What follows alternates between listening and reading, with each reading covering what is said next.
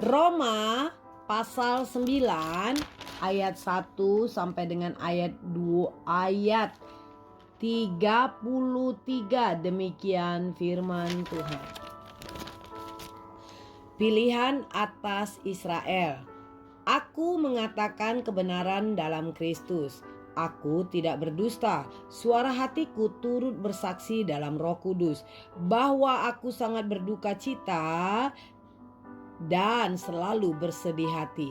Bahkan aku mau terkutuk dan terpisah dari Kristus demi saudara-saudaraku, kaum sebangsaku secara jasmani, sebab mereka adalah orang Israel. Mereka telah diangkat menjadi anak, dan mereka telah menerima kemuliaan dan perjanjian-perjanjian dan hukum Taurat dan ibadah dan janji-janji. Mereka adalah keturunan bapa-bapa leluhur yang menurunkan Mesias dalam keadaannya sebagai manusia yang ada di atas segala sesuatu. Ia adalah Allah yang harus dipuji sampai selama-lamanya. Amin. Akan tetapi firman Allah tidak mungkin gagal, sebab tidak semua orang yang berasal dari Israel adalah orang Israel, dan juga tidak semua yang terhitung keturunan Abraham adalah anak Abraham. Tetapi yang berasal dari Ishak yang akan disebut keturunanmu. Artinya bukan anak-anak menurut daging adalah anak-anak Allah, tetapi anak-anak perjanjian yang disebut keturunan yang benar. Sebab firman ini mengandung janji, pada waktu seperti inilah aku akan datang, dan Sarah akan mempunyai seorang anak laki-laki. Tetapi bukan hanya itu saja, lebih terang lagi ialah Ribka yang mengandung dari satu orang, yaitu dari Ishak, bapa leluhur kita. Sebab waktu anak-anak itu belum dilahirkan dan belum melakukan yang baik atau yang jahat, supaya rencana Allah telah tentang pemilihannya diteguhkan, bukan berdasarkan perbuatan, tetapi berdasarkan panggilannya. Dikatakan kepada Ribka, anak yang tua akan menjadi hamba anak yang muda, seperti ada tertulis, aku mengasihi Yakub, tetapi membenci Esau. Jika demikian, apakah yang hendak kita katakan? Apakah Allah tidak adil? Mustahil, sebab Ia berfirman kepada Musa, aku akan menaruh belas kasihan kepada siapa aku mau menaruh belas kasihan, dan aku akan bermurah hati kepada siapa aku mau bermurah hati.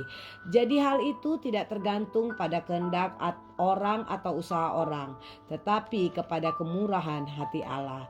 Sebab kitab suci berkata kepada Fir'aun, itulah sebabnya aku membangkitkan engkau, yaitu supaya aku memperlihatkan kuasaku di dalam engkau, dan supaya namaku dimasyurkan di seluruh bumi.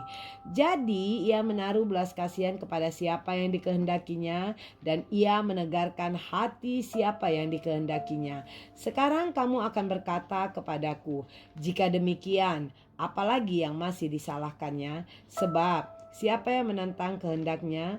Siapakah kamu, hai manusia, maka kamu membantah Allah? Dapatkah yang dibentuk berkata kepada yang membentuknya, mengapakah engkau membentuk aku demikian?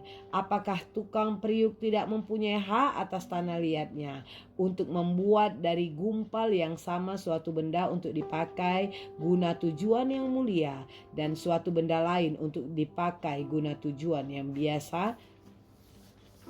Jadi kalau untuk menunjukkan murkanya dan menyatakan kuasanya, Allah menaruh kesabaran yang besar terhadap benda-benda kemurkaannya yang telah disiapkan untuk kebinasaan, justru untuk menyatakan kekayaan kemuliaannya atas benda-benda belas kasihannya yang telah dipersiapkannya untuk kemuliaan, yaitu kita yang telah dipanggilnya bukan hanya dari antara orang Yahudi, tetapi juga dari antara bangsa-bangsa lain, seperti yang difirmankan juga dalam kitab Nabi Hosea, yang bukan umatku akan kusebut umatku, dan yang bukan kekasih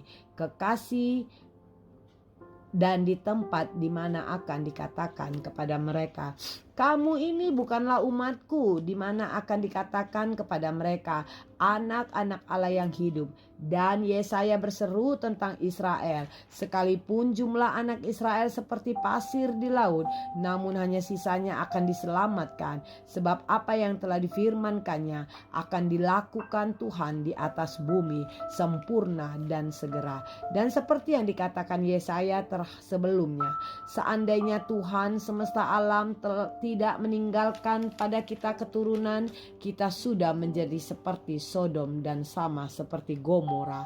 Keselamatan bangsa-bangsa lain dan kesesatan orang Israel. Jika demikian, apakah yang hendak kita katakan ini? Bahwa bangsa-bangsa lain yang tidak mengejar kebenaran telah beroleh kebenaran, yaitu kebenaran karena iman.